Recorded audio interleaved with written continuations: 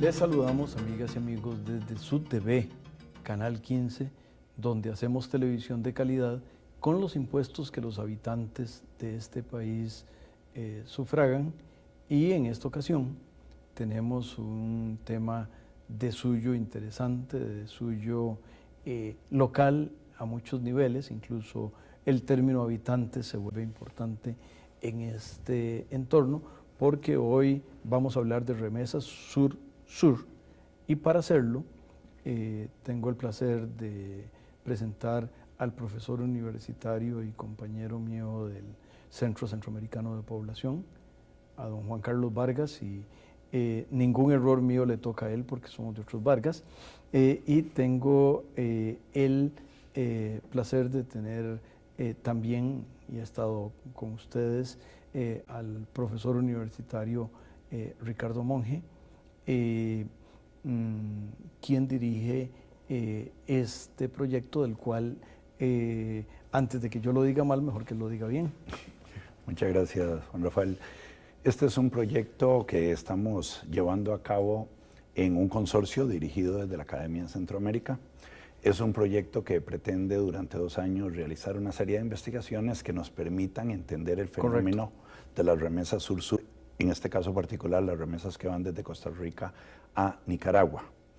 Y además de eso es un proyecto en donde a través del Banco Nacional de Costa Rica se está procurando la bancarización de remesas, es decir, ¿qué es bancarización? Enviar las remesas mediante bancos o intermediarios financieros desde Costa Rica a Nicaragua, y con ello el tercer propósito del proyecto es acercar la población de migrantes que viven con nosotros en Costa Rica y sus familiares en Nicaragua a el sistema financiero, porque otros estudios han mostrado de que realmente no tienen mucho acceso a servicios financieros estas poblaciones.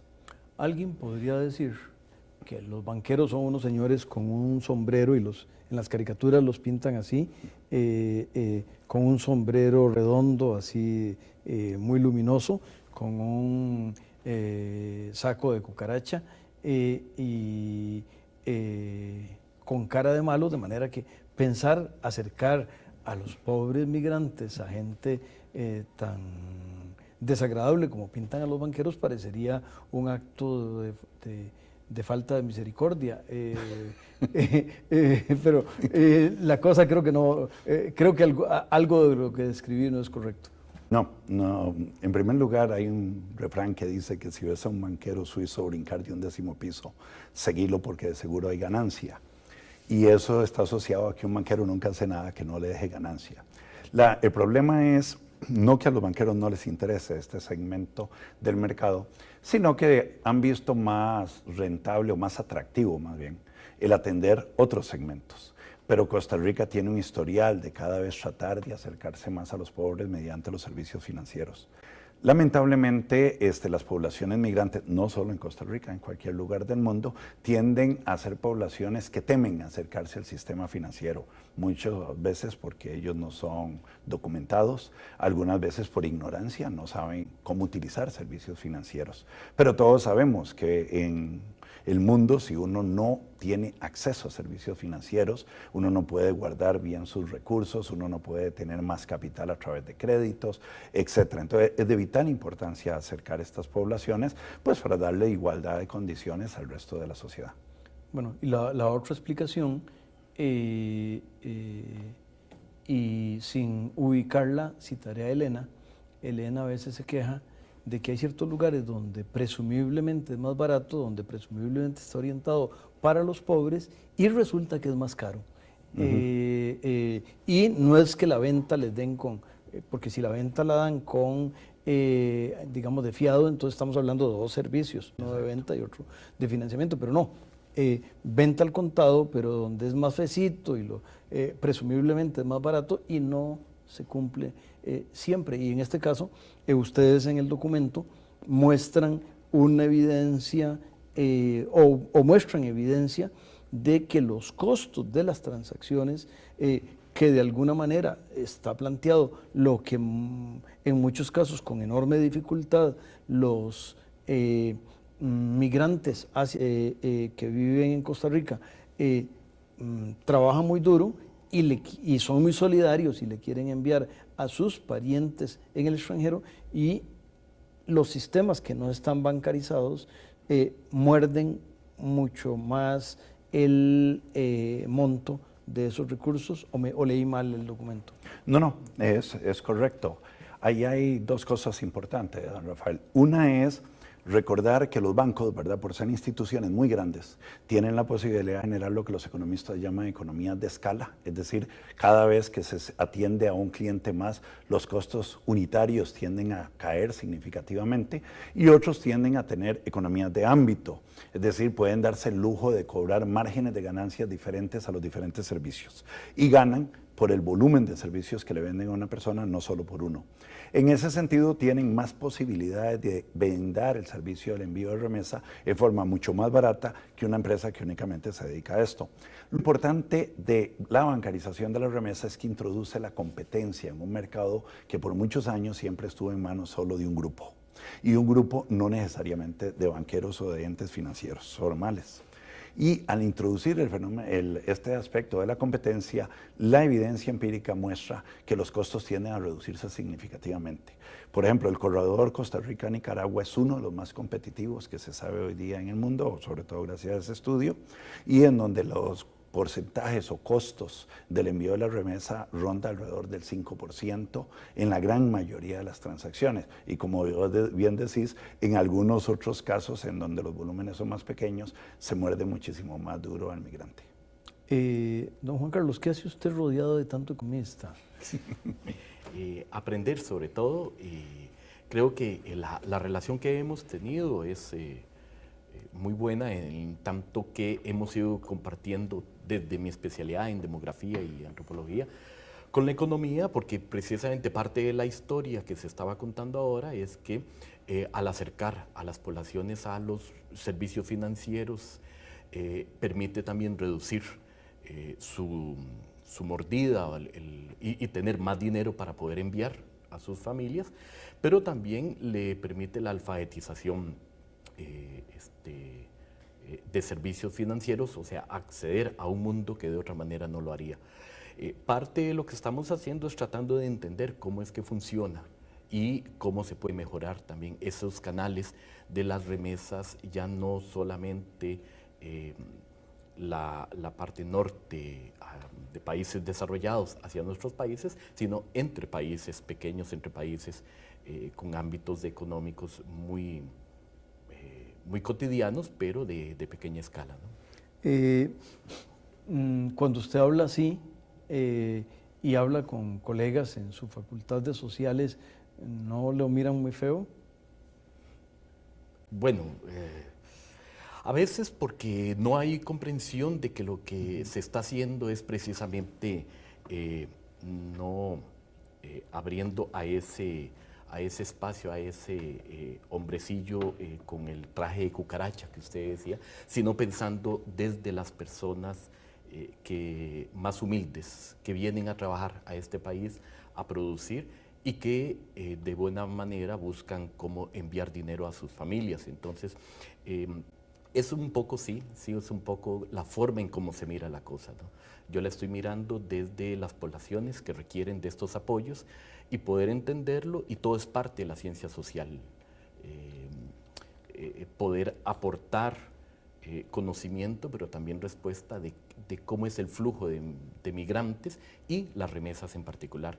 Entre eso, cosas que hemos aprovechado en este estudio es reportar que no solamente dinero se envía, la gente también envía remesas en especie, que es un tema que se ha estudiado muy poco.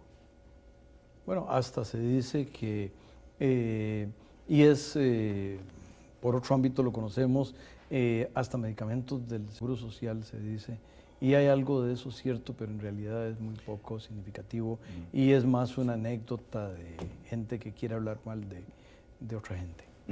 Cierto, y es una mala anécdota. En realidad, cosas que hemos encontrado es que también, o mucho, de cosas que se envían corresponde a bienes para la educación, a materiales o cosas de uso cotidiano en la casa, sí. Esa es una ese es un tema que a mí me parece muy importante. Digamos, de las dos cosas que he leído yo sobre migrantes, uno es cómo es la selección, cómo los migrantes son los más buenos de un determinado pueblo, de un determinado rango, porque son en algo que los economistas llamamos schumpeterianos.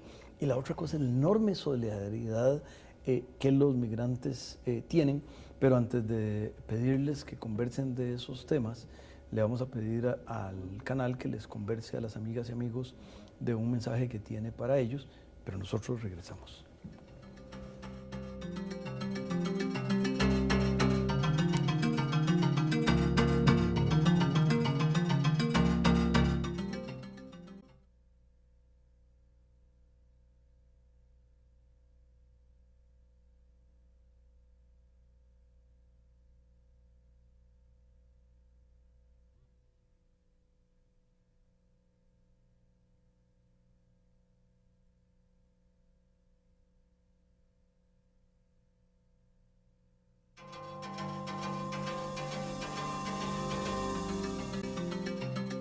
Continuamos, amigas y amigos, conversando con don Juan Carlos Vargas y don Ricardo Monge sobre las remesas sur-sur y de este primer estudio de una serie que van a realizarse en estos 2 años. Y este primero es las remesas de los nicaragüenses que viven y que hacen más grande y más productivo y mejor este país, nuestro de Costa Rica. Como parte de esa contribución a la producción que ellos reciben vía salarios, lo comparten con sus parientes, y yo a eso le llamo, don Juan Carlos, a solidaridad. Sí, y creo que está correctamente llamado. También me parece que una parte importante es que en esa remesa, si hablábamos de la especie, nos olvidamos que la especie o los artefactos y las cosas que se envían desde Costa Rica fueron compradas en Costa Rica, o sea que eso también dinamiza, es solidario con el país porque dinamiza la economía interna también. Ya se han pagado impuestos, pero además se compran cosas producidas en Costa Rica y que terminan siendo solidariamente contribuidas en sus hogares en Nicaragua. Hay un tema ahí que a mí me parece importante destacar y que tiene que ver con el mito de que los migrantes y sobre todo los ilegales no pagan impuestos. Ese es un mito. ¿No es cierto, don Ricardo? Bueno, en un estudio previo que dio origen a este trabajo que se hizo sobre la población de inmigrantes nicaragüenses en Costa Rica, encontramos que en efecto más de 2/3 partes de la población pagan servicios de caja del Seguro Social y otras cosas. Hay muchos mitos sobre los migrantes. Algo que a mí me gustaría agregar a lo que decía Juan Carlos sobre el tema de solidaridad es: Juan Carlos y yo, junto con Oswald Céspedes, decidimos hacer estas investigaciones porque los corredores sur no son muy gustados a la hora de hacer investigaciones. La gran literatura versa sobre los corredores desde países ricos a países pobres, no entre países pobres, ¿verdad? A pesar de que el 50% de la población mundial se mueve entre países pobres, no entre países ricos y países pobres. Nos interesó esto porque obviamente las remesas que se mueven entre países pobres son de menor cuantía que las que se mueven entre países ricos. Por ejemplo, en el caso de Nicaragua, los nicaragüenses que viven con nosotros remesan en promedio $75 por mes. Y entonces uno podría pensar, bueno, $75 hará diferencia en Nicaragua. Vieras que sí la hace. En el estudio que hicimos encontramos 2 cosas importantes. Una, que esa remesa logra reducir en un 17% la cantidad de hogares receptores de remesas que estarían bajo la línea de pobreza si no fuera por la remesa. O sea, en otras palabras, los dineros que van desde Costa Rica a Nicaragua, que en el año 2009 eran como de $172 millones, logran hacer que un 17% de los hogares nicaragüenses que reciben remesas desde Costa Rica no sean pobres. Si no existiera esa remesa, estaría en condición de pobreza. Me parece que eso es algo muy importante destacar, porque ese impacto es mayor, por ejemplo, que el impacto que tienen las remesas desde Estados Unidos a Nicaragua. porque las remesas que vienen desde Estados Unidos a Nicaragua No le llegan a los son pobres. recibidas por gente que está en la clase media y media alta. Las remesas que van de Costa Rica a Nicaragua son recibidas principalmente por gente de clase humilde. Y esto me parece, y en esta universidad me parece importante decirlo, esto es política social no necesariamente diseñada con ese fin, porque en realidad aquí es donde los privados hacen cosas que los gobiernos ni se imaginan. Y qué bueno. Sí, pero donde los gobiernos pueden hacer más para que claro. los privados hagan más. Vamos a dar Bueno, y el Banco Nacional aquí me parece que es parte amplia del gobierno de Costa Rica. El participar en este proyecto y en otras cosas, me parece que es parte, pero ibas a decir dos. Sí, hay dos situaciones. Por ejemplo, uno de los limitantes para que un migrante nicaragüense pueda enviar dinero a Nicaragua es no tener documentación. Pero identificación, perdón, no documentación, sino identificación. No necesita tener un estatus migratorio en orden en Costa Rica, solo necesita poderse identificar en la ventanilla de un banco. Bueno, eso le corresponde principalmente al gobierno de Nicaragua, el garantizar que todo ciudadano nicaragüense que está en Costa Rica por lo menos tenga una cédula de identidad. Ahí hay una política de Estado de parte del gobierno de Nicaragua que podría, si la aplican, ¿verdad?, favorecer significativamente a la población nicaragüense que vive en Costa Rica.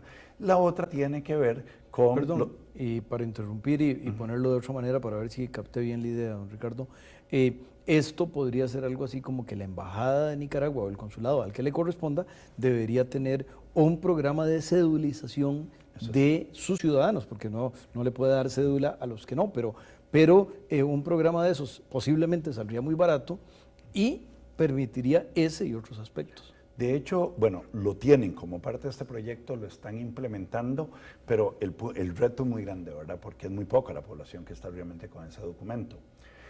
Me parece, de nuevo, que como un ejemplo es válido en el sentido que hay política pública que se podría hacer.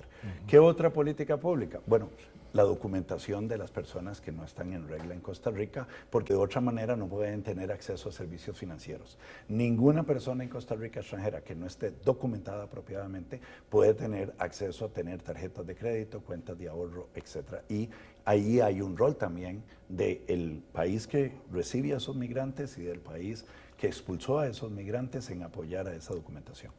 Don Juan Carlos, yo recuerdo que en el gobierno Rodríguez Echeverría se hizo un esfuerzo importante por decir, el que esté aquí, preséntese y con eso se legaliza. Usted que mira más poblaciones y que mira más patrones de comportamiento de las poblaciones, ¿qué recuerda de ese proceso y si hay algún nivel de vigencia de esa opción, que en ese caso es del gobierno de Costa Rica?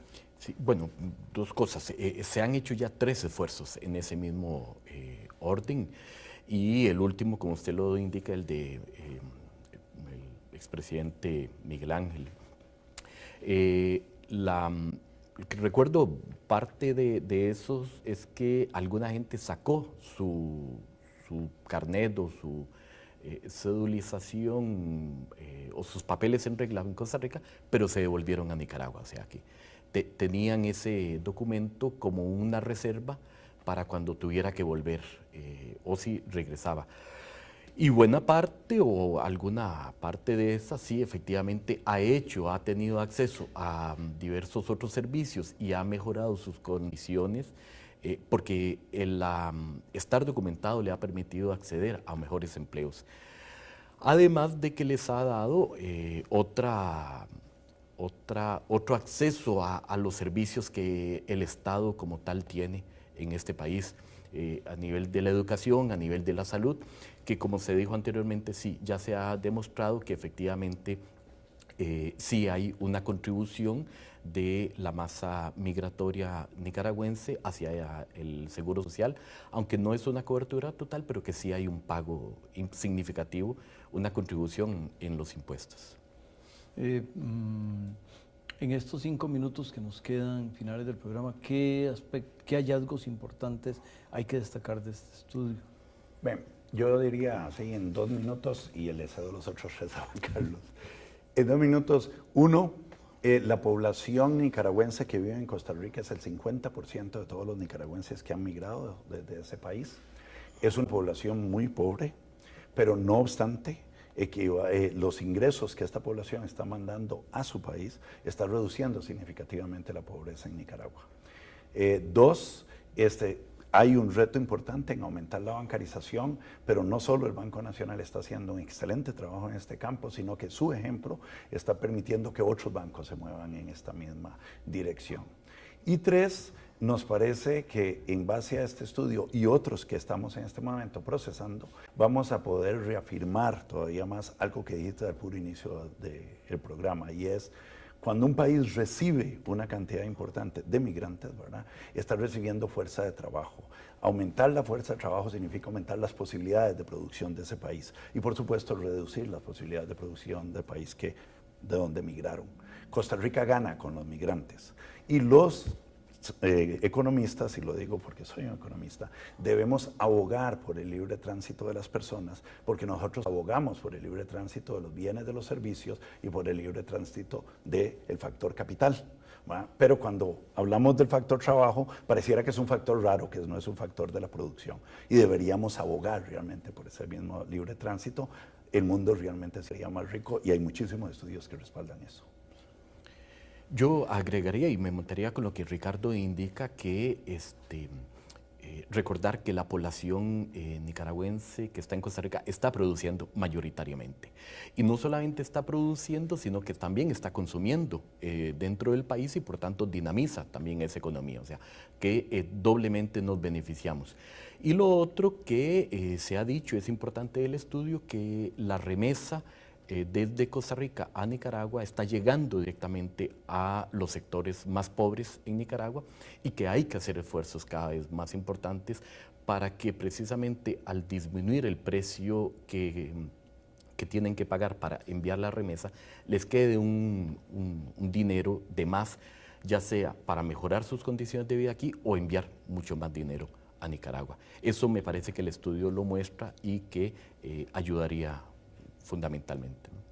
Hay un tema, y lo quiero decir con todas las letras, yo por 10 años fui migrante en México y en solo agradecimiento y solo cosas buenas puedo decir de los mexicanos y de la forma en que me trataron. Entonces, yo soy un convencido de eso y creo que a veces cuando se habla de nuevas políticas de gobierno y se habla de mano dura y cosas de esas, algo de lo que se dice, y a veces se dice expresamente y a veces es entre líneas, es que hay que tener mano dura con los migrantes. Me parece que lo que habría que hacer más bien, y en eso hago eco de lo que Ricardo decía, y yo trato de no decir cosas en este programa, de manera, los invitados son los que tienen que decir, pero me parece muy importante el tema de que tendríamos que tener una política de puertas abiertas. Si a uno le quieren ayudar, pues uno no pone 3 candados. Exactamente.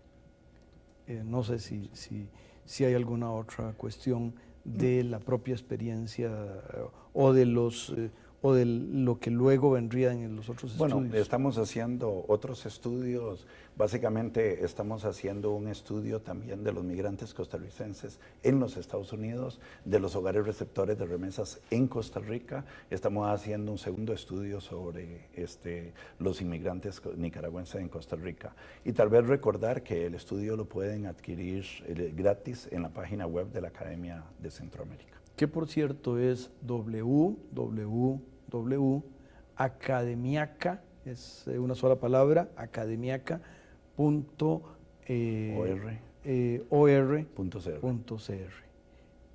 Lo repito, www.academiaca.org.cr. La edición, este es un, como dicen en inglés, comillas, un bestseller, porque la edición en papel se agotó.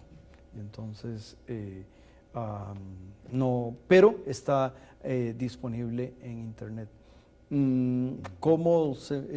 Este es un tema, Juan Carlos, que en el Centro Centroamericano de Población, que coauspicia dentro de la universidad este programa, se le ha dado énfasis y apoyo, ¿no? Sí, efectivamente, el tema de migración es un tema importante en el Centro Centroamericano de Población y ya hemos participado en otros estudios y este es uno más donde estamos cada vez contribuyendo a mejor entender y explicar el proceso migratorio en el que también los ticos se ven influenciados, no solo por lo que recibimos, sino porque también por la población que vive fuera de nuestro país. Y ahí tal vez el último comentario de recordar que parte de cómo nosotros tratemos a los migrantes acá, pueda que así traten a los nuestros en otros lados. Y además tenemos que decir que los hijos de los migrantes que nacen en este territorio, por una palabra que en latín quiere decir jus soli, son tan costarricenses como este tiquillo universitario que está hablando con ustedes, y que les tiene que decir que este programa se repite mañana jueves a la 1 de la tarde, que se vuelve a repetir el próximo domingo a las 6, y que si lo tienen a bien, los invita a acompañarnos el próximo domingo, el miércoles, cuando a las 9 de la noche volvamos a hacer televisión de calidad para ustedes. Gracias y felicitaciones por seguir investigando.